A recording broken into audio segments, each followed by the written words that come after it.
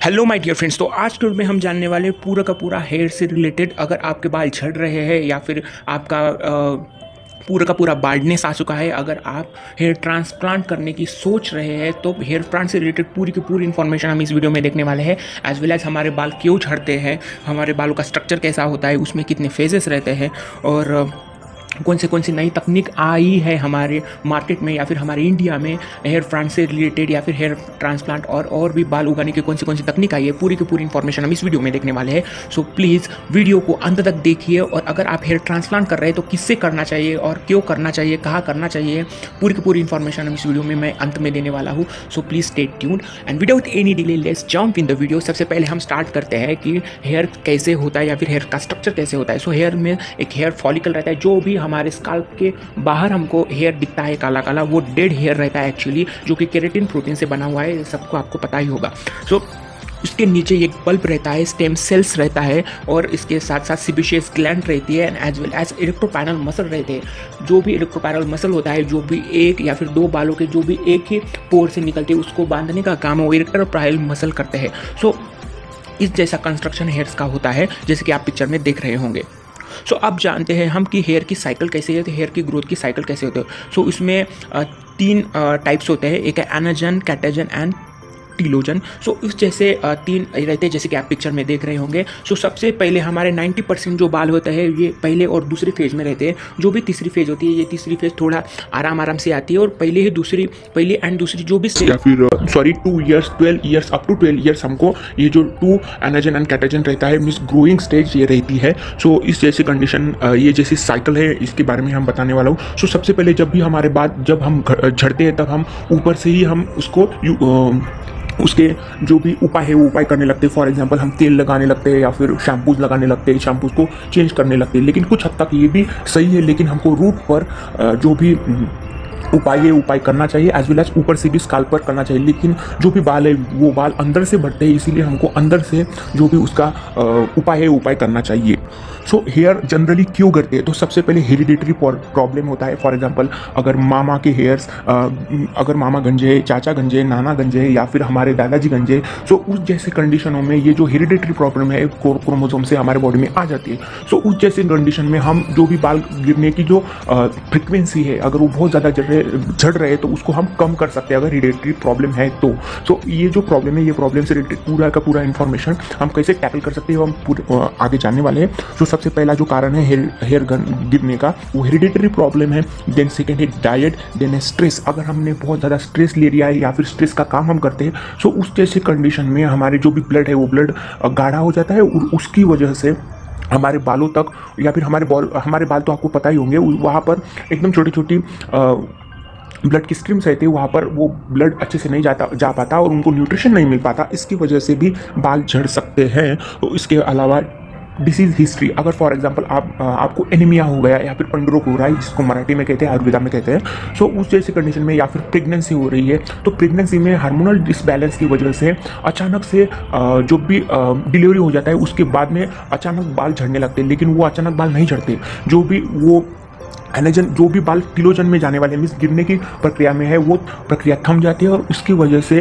Pregnant की वजह से वो थम जाती है और प्रेगनेंसी होने के बाद वो फिर से स्टार्ट हो जाता है। सो उसकी वजह से बाल एकदम से झड़ने लगते हैं और जो भी बहुत सारी महिलाएं, वो महिलाएं एकदम से कॉन्शियस हो जाती है। सो उस जैसे कंडीशन में भी हेयर ज़्यादा गिरते हैं। एज वेल एज न्यूट्रिशन की कमी हो सकती है, बहुत ज़्यादा हम जंक फूड खाते हैं उसकी वजह से भी हो सकता है, विटामिन की कमी की वजह से हो सकता है, हार्मोनल इम्बैलेंस मैंने आपको बता ही चुका हूँ। सो उस जैसे कंडीशनों में हमारे जो हेयर्स है वो हेयर्स गिरते हैं, ना कि हम अलग अलग केमिकल्स वाले जो भी शैम्पूज यूज़ करते हैं उसकी वजह से। हाँ, पैराबिन, आपको पता होगा कि पैराबिन फ्री हमको शैम्पूज यूज़ करना चाहिए, लेकिन ये कुछ हद तक सही है। लेकिन जो भी अंदरूनी है, जो भी हम खाते हैं उसकी वजह से बहुत ज़्यादा, सबसे ज़्यादा यही कारण होता है कि हमारे बाल झड़ते हैं।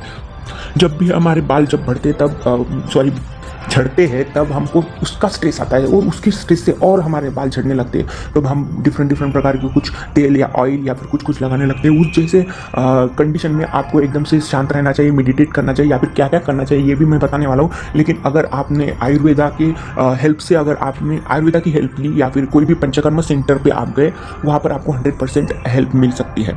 तो सबसे पहला एक क्वेश्चन है कि अगर आपके बाल झड़ रहे हैं तब आप कौन से डॉक्टर के पास जाएंगे। सो सबसे पहले आपको डर्मेटोलॉजी डर्मेटोलॉजिस्ट के पास जाना चाहिए, और डर्मेटोलॉजिस्ट ही हेयर का डॉक्टर होता है, अलग से हेयर का डॉक्टर नहीं होता है। सो सब बहुत सारे अपने पेशेंट रहते हैं जो कि जनरल फिजिशियन के पास जाते हैं या फिर कहीं और जाते हैं। सो आपको डर्मेटोलॉजिस्ट के पास जाना चाहिए जो कि आपके हेयर के पूरे प्रॉब्लम्स को ठीक कर सकता है। उन डॉक्टर लोगों को पता है, वो क्वेश्चन पूछते हैं। अगर आप आयुर्वेदाचार्य के पास जा रहे हैं वो भी अच्छे से आपके हेयर का ट्रीटमेंट कर सकते हैं, लेकिन जो भी अगर आप हेयर ट्रांसप्लांट की सोच रहे हैं तब आपको क्या करना चाहिए वो हम आगे जानने वाले हैं। लेकिन अगर आपके थोड़े थोड़े बाल झड़ रहे हैं तब आपको आयुर्वेदाचार्य के पास जाना चाहिए या फिर डर्मेटोलॉजिस्ट के पास जाना चाहिए। डर्मेटोलॉजिस्ट आपको एलोपैथिक टैबलेट देगा। फॉर एग्जाम्पल मैं आपको बता रहा हूँ कि इसमें आपके जो बाल झड़ रहे हो, जो बाल है वो 90% ठीक कर सकते हैं डॉक्टर्स लोग। फॉर एग्जांपल FDA अप्रूव्ड हमारे इंडिया में ड्रग्स है जो कि फिनास्ट्रेट एंड मिनोक्सिडिल पर भी मैंने एक डिटेल में वीडियो बनाया हुआ है, link is in comment box, please watch the video अगर आपको देखना है तो। इसके अलावा ये जो 2 ड्रग है, ये ड्रग हमारी हेयर की ग्रोथ के लिए यूज़ किए जाते हैं, एज वेल एज दूसरे कुछ थेरेपीज हमारे इंडिया में आई है। For example low level laser light therapy, उस जैसे कंडीशन ये जो थेरेपी है, उस थेरेपी में जो भी लो लेवल जो भी लेज़र है वो लेज़र हमारे स्काल्प पर डाला जाता है, और उसकी वजह से हमारे हेयर के जो फॉलिकल्स है उसको स्टिमुलेशन मिलता है, और उसकी वजह से हमारे हेयर जो भी ग्रोथ है वो ग्रोथ बढ़ने लगती है, या फिर जो भी हेयर लॉस हो रहा है वो हेयर लॉस थम जाता है। ये जो टेक्निक है, ये टेक्निक एकदम बाल्डनेस जैसे कि आप स्क्रीन पर देख रहे हो उस जैसे कंडीशन में किया जाता है। सो सेकेंड जो भी है PRP, जो भी प्लेटलेट रिच प्लाज्मा, जो भी एक टेस्ट होती है, हमारा ही ब्लड लेकर वहाँ पर से प्लाज्मा लेकर वो प्रिपरेशन करता है, मिस ये उस जैसी कंडीशन ये होती है। As well as derma roller है, डर्मा रोलर को भी यूज़ कर हम हमारी हेयर की ग्रोथ कर सकते हैं। As well as hair root stimulation भी होता है अलग अलग प्रकार से, उस जैसे जो भी बाल्डनेस की कंडीशन हमारे स्काल्प पर हो जाती है, उस जैसे कंडीशन में ये सारी की सारी ट्रीटमेंट डर्मेटोलॉजिस्ट कर सकता है, और आपके जो भी बाल है वो बाल रीग्रोथ कर सकते हैं। अब हम मेन पॉइंट पे आते हैं कि हेयर ट्रांसप्लांट हमको कब करना चाहिए। इस रिलेटेड कोई भी क्वेश्चन हो तो प्लीज़ कमेंट कीजिए, I will definitely answer you. जो भी हेयर ट्रांसप्लांट होता है वो हेयर ट्रांसप्लांट बहुत सारे लोग ऐसे होते हैं, बच्चे रहते हैं, फॉर एग्जांपल बिलो 80 ईयर्स को हेयर ट्रांसप्लांट की कोई भी ज़रूरत नहीं रहती। उनके जो हेयर्स है वो हेयर फॉलिकल्स को स्टिमुलेट करके उनका हेयर जो भी है वो आ सकते हैं। अगर उनके वाइट कलर के हेयर्स आ सकते हैं तब आप उनको डाई कर सकते हैं। अगर कोई भी कंडीशन हो, अगर आपको हेयर ट्रांसप्लांट नहीं करना चाहिए बिलो द 80 ईयर्स के लोग, जो भी बच्चे हैं उनको, और जो भी बूढ़े लोग हैं उनको भी हेयर ट्रांसप्लांट सजेस्ट नहीं किया जाता है डॉक्टर के द्वारा, लेकिन आपको डॉक्टर ने सजेस्ट किया तो आप कर सकते हैं। सो हेयर ट्रांसप्लांट हमको कब करना चाहिए? फॉर एग्जांपल जैसे कि राइस की खेती रहती है, आपने जैसे पिक्चर पर आप देख रहे हैं उस जैसा हेयर ट्रांसप्लांट रहता है। एकदम जनरल एनेस्थीसिया दिया जाता है हमारे स्काल्प पर, और वहाँ पर हमको वो जो भी नए हेयर्स है वो हेयर्स लगाए जाते हैं। लेकिन आपको यहाँ पर एक सावधानी रखनी है, हेयर ट्रांसप्लांट बहुत ज़्यादा फेल कंडीशन होते हैं। आपने देखा होगा कि हेयर ट्रांसप्लांट की वजह से जो भी असेप्टिक कंडीशन नहीं रहती है और उसकी वजह से लोगों की जान भी गई है। सो उस जैसी आपको कंडीशन आपको फेस ना करना पड़े, इसके लिए आपको क्या करना है, एक्सपर्ट टेक्नोलॉजिस्ट और डॉक्टर। सो हेयर ट्रांसप्लांट एक क्या है, ये hair transplant science plus skill है। ये जो हेयर ट्रांसप्लांट हम जब भी हमारे स्काल्प, हमारा जो भी हेड है, हमारा जो भी सिर है, हम उसको डॉक्टर को देते हैं कि उस पर लगाओ। लेकिन अगर आप एक पिक्चर देख रहे होंगे तो इस पिक्चर में हेयर ट्रांसप्लांट, हेयर का जो भी कर्व है या फिर उसका एंगल है वो अच्छे से नहीं दिया गया है, या फिर हेयर जो भी ट्रांसप्लांट है वो हेयर ट्रांसप्लांट फेल होता है।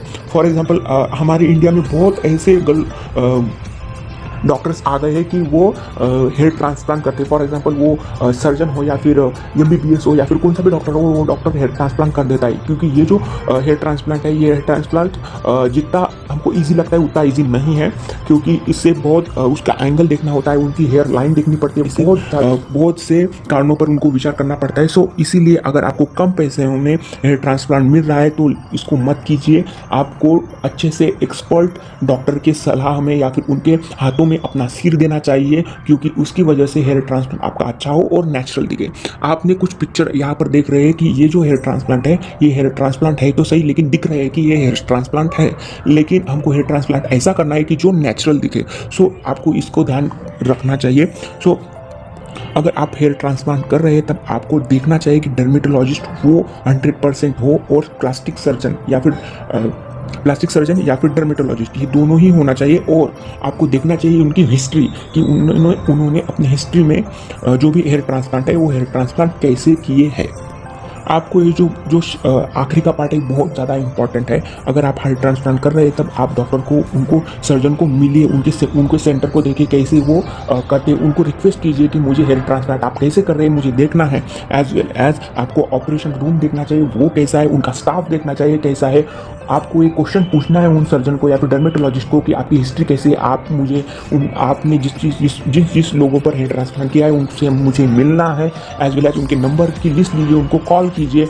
और एज वेल एज आपने जो भी हेयर ट्रांसप्लांट कर रहा है आदमी या फिर डॉक्टर, उनको पूछिए कि आपने कहाँ से ट्रेनिंग लिया है, आपका स्टाफ कौन सा है, आपके स्टाफ में कौन कौन से आदमी है या फिर वो कौन कौन से है, एनेस्थेसियोलॉजिस्ट रहता है, नर्स रहती है, उन्होंने जो भी एक्सपीरियंस लिया है वो कहाँ से लिया है। एज वेल एज कौन से इक्विपमेंट है, पूरी की पूरी इन्फॉर्मेशन आपको लेनी है। और उसके बाद आप अपना जो भी सिर है वो सिर उस डर्मेटोलॉजिस्ट को दीजिए हेयर ट्रांसप्लांट के लिए। आपको ये पूरे के पूरे पॉइंट आपको देखना चाहिए, क्योंकि अगर आपने इंडिया में देखा होगा कि इंडिया में कौन सा भी डॉक्टर ऐसे बन जाता है और जो भी टेक्नीशियन रहते हैं, जो भी नर्सेस रहती है, वो नर्सेस भी हेयर ट्रांसप्लांट करने लगी है। तो उस जैसे कंडीशन या फिर हेयर ट्रांसप्लांट, जैसे कि आपने पिछले पिक्चर में देखा होगा कि हेयर ट्रांसप्लांट फेल ना हो, तो उस जैसे कंडीशन आपके ऊपर ना आए, तो ये क्वेश्चन आप जरूर से पूछिए।